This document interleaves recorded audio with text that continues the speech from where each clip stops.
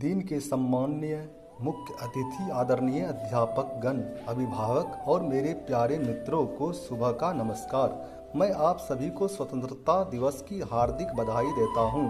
हम सभी यहाँ बड़े भीड़ के में इकट्ठा होने का कारण जानते हैं।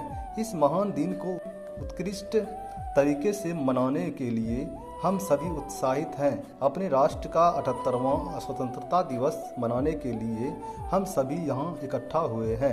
सबसे पहले हम अपना राष्ट्रीय झंडा फहराते हैं, फिर उसके बाद स्वतंत्रता दिवस सेनानियों के वीरता युक्त कार्य को सलामी देते हैं। मुझे भारतीय नागरिक होने पर गर्व महसूस होता है। आप सबके समक्ष स्वतंत्रता दिवस पर भाषण देने का मुझे अच्छा अवसर मिला है। मैं अपने आदरणीय क्लास टीचर को धन्यवाद देना चाहूँगा कि उन्होंने मुझे भारत की आज़ादी पर आप सबके सामने अपना विचार रखने का मौका दिया। हम सभी हर साल 15 अगस्त के दिन स्वतंत्रता दिवस मनाते हैं, क्योंकि 14 अगस्त 1947 की रात को भारत को आज़ादी मिली। भारत की आज़ादी के तुरंत बाद नई दिल्ली में स्वतंत्रता दिवस को पंडित जवाहरलाल नेहरू ने भाषण दिया। जब पूरी दुनिया के लोग सो रहे थे, ब्रिटिश शासन से जीवन और आज़ादी पाने के लिए भारत में लोग जगे हुए थे। अब स्वतंत्रता के बाद दुनिया में भारत सबसे बड़ा लोकतांत्रिक देश है।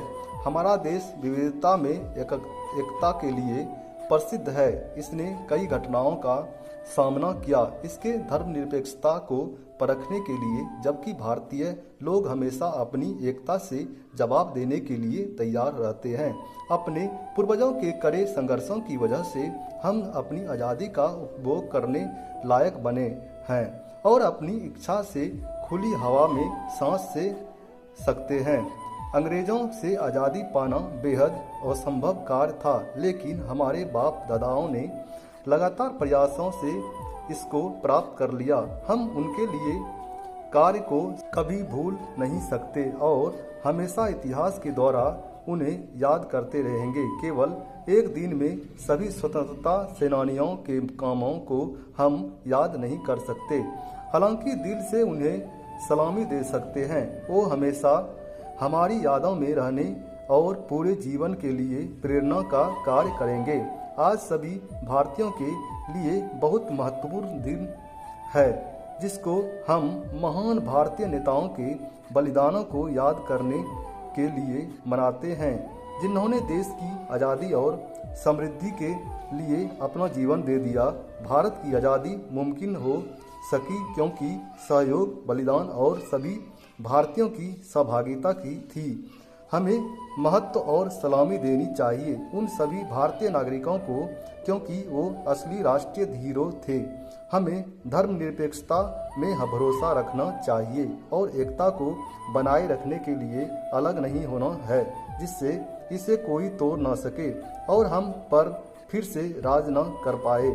हमें आज कमस खाना चाहिए कि हम कल के भारत के एक जिम्मेदार और शिक्षित नागरिक बनेंगे। हमें गंभीरता से अपने कर्तव्यों को निभाना चाहिए और लक्ष्य प्राप्ति के लिए कड़ी मेहनत करनी चाहिए तथा सफलतापूर्वक इस लोकतांत्रिक राष्ट्र को नेतृत्व प्रदान करना चाहिए। जय हिंद, जय भारत।